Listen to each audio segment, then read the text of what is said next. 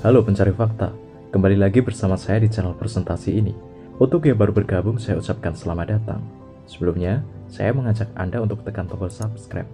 Ini akan sangat bermanfaat untuk Anda, pengetahuan baru yang tak diajarkan di sekolah.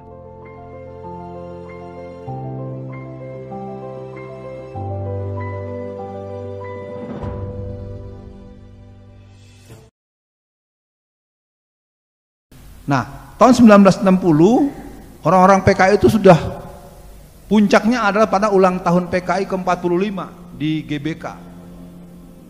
Jadi Soekarno bilang, siapa yang ganggu PKI, hadepin Soekarno. Biar tahu aja teman-teman. Dan ini sejarah, nggak bisa dipungkiri. Dengan nyanyian-nyanyian yang menggelora. Nah, kenapa terjadi pemberontakan tanggal 30 September tahun 1965? Rencana kudeta merebut bangsa Indonesia itu adalah tahun 71. Tapi karena merasa sudah dekat dengan kekuasaan, Nyoto dan DN Aidit sudah menjadi penasehat menteri senior penasehat.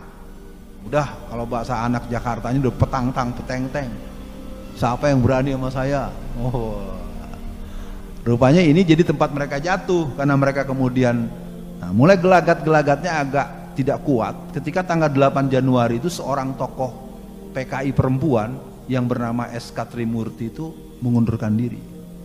Kita pasti pernah dengar nama S.K. Trimurti karena memang dia seorang perempuan militan dan pemimpin Gerwani. Tanggal 8 Januari dia mendatangi DN Aidit. Apa kata dia? Kawan Aidit, saya mohon izin, saya mau keluar dari PKI, keluar dari pengurus dan keluar dari PKI, dan saya tidak komunis lagi. Sampai Aidit terkejut. Wahai Ibu S.K. Trimurti, Anda ini ikon daripada Gerwani, Anda tokoh yang sangat diandalkan. Kenapa Anda berhenti? Kenapa Anda keluar? Saya dapat tugas dari partai keliling dunia untuk mendatangi Austria, untuk mendatangi Polandia, untuk mendatangi negara-negara Eropa Timur. Tidak ada satupun negara itu yang kata negara komunis yang mensejahterakan rakyatnya. Jadi saya berkesimpulan, kita mau apapun juga, kalaupun menang gak bakal mensejahterakan. Maka daripada nanti saya tidak sesuai dengan pidato-pidato kita yang katanya mensejahterakan. Dan ternyata watak orang yang berpaham komunis di mana-mana selalu menyengsarakan rakyatnya. Jadi tinggal kita tanya saja apa yang sedang kita hadapi hari ini. Apakah yang kita alami ini adalah kesengsaraan demi kesengsaraan yang dibalut dengan nama kebijakan? Nah, jadi kembali kepada komunisme. Jadi gerakan komunis itu, kalau dibilang sistem panen, belum waktunya panen, dipanen. Dia kan punya rencana tahun 1971 dengan persiapan pasukan bersenjata. Karena mereka sudah melatih sekitar 2.000 pasukan yang bersenjata itu yang real. Dan mereka sudah pesan 100.000 senjata-senjata yang didatangkan dari Cina. Penguasaan ketua RT, ketua RW seluruh Indonesia, penguasaan guru-guru, penguasaan wartawan. Jadi mereka memang benar-benar. Dan kalau dilihat secara tanda-tanda itu sejak tahun 1998 itu terlihat sekali di negeri kita. Saya sudah mencoba ketika saya mulai menegaskan bahaya PKI.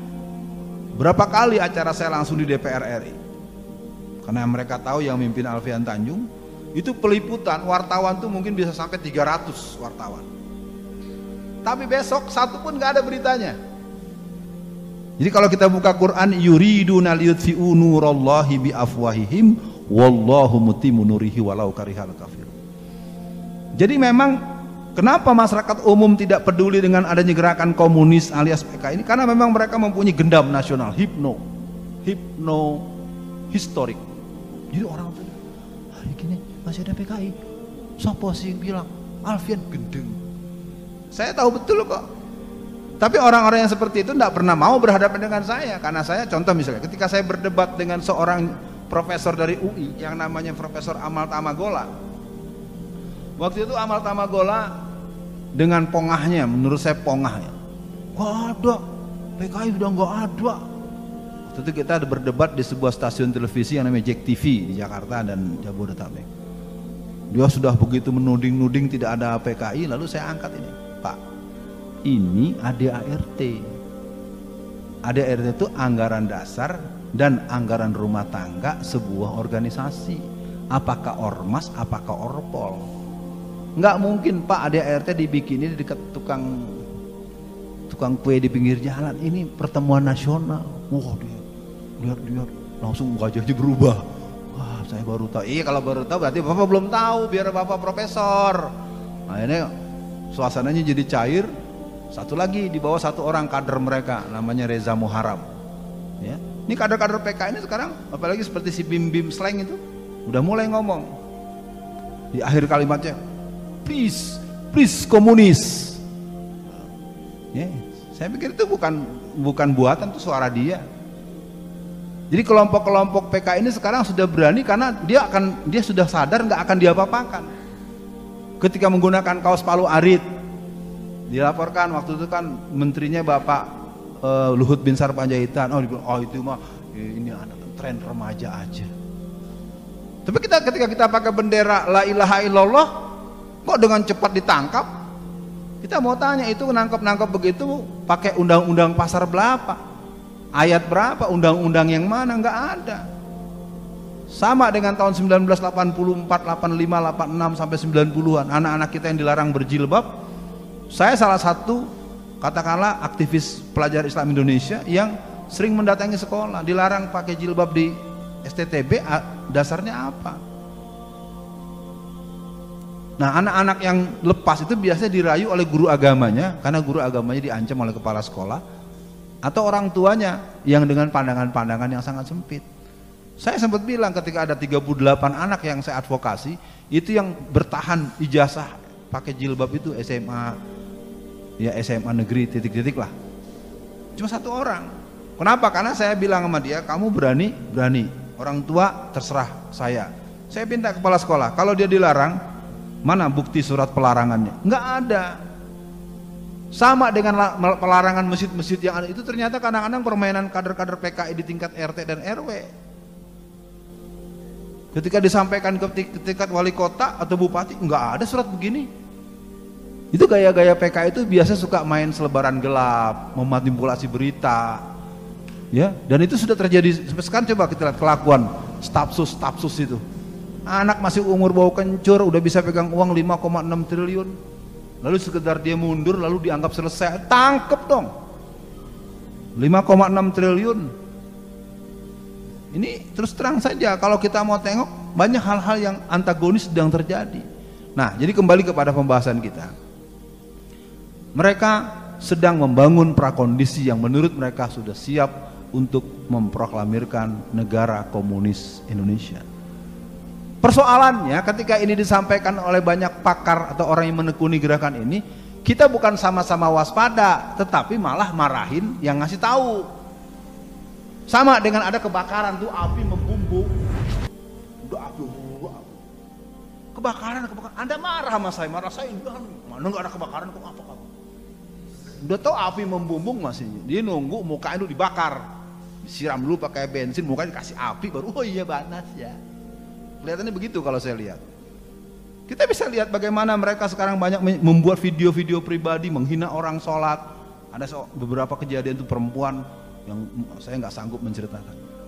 Ada yang di atas sejadah bugil, perempuan bugil, dibikin videonya disebar kemana-mana. Sebenarnya ini adalah stimulan-stimulan yang bersifat provokasi yang mereka lakukan. Kalau menurut saya mesti dari tim apakah Ormas Islam, apakah teman-teman FKPPI, teman-teman pemuda Pancamarga, teman-teman yang punya semangat berjuang menjaga negara tanpa PKI, ini harus dipahami. Yang memberantas PKI itu secara mentalitas memang umat Islam, tetapi secara proses membalas untuk walakum fil qisasi hayatun ya ulil albab. Karena memang mereka membunuh. Anda harus pahami logika mereka. Apa kata Stalin? Saya rela membunuh 30 juta manusia asalkan selain itu ikut dengan saya. Kan saya tanya sama Bang Ridwan, Anda tahu nih orang punya pikiran akan membunuh 30 juta orang asalkan orang yang lain ikut dia. Kita apain dia? Iya, itu benar namanya. Maksudnya lebih bagus membunuh satu orang daripada dia dibiarkan bunuh 30 juta orang. Dan itulah yang ada di batok kepala si yang ngaku-ngaku PKI itu. Aku bangga anak PKI. Kan mestinya kalau dalam bahasa ilmu politik, dalam ilmu hukum, ketika seorang Alfian menerangkan gini, kan bukan saya yang ditangkap. Cari dong dia dulu, tangkap dia dulu. Nanti hadirkan saya, ayo saya bisa ngomong. Jadi sekarang yang sudah jelas-jelas makar, jadi sekarang mereka ini sedang mati-matian, jangan sampai operasi ketiga mereka gagal. Mereka ingin berhasil karena seluruh dunia negara jadi komunis total setelah kudeta ketiga. Bisa nggak Anda membayangkan betapa galaunya saya? Waduh, dikasih tahu masyarakatnya malah berbalik, dikasih tahu malah saya yang dipenjara. Ya, ini kan sebagai sebuah permainan-permainan kontra intelijen dan kontra provokasi. Nah, itu saja dulu karena kesimpulannya PKI memang sedang mencari kesempatan untuk ikrar, isyhadu bi anal PKI.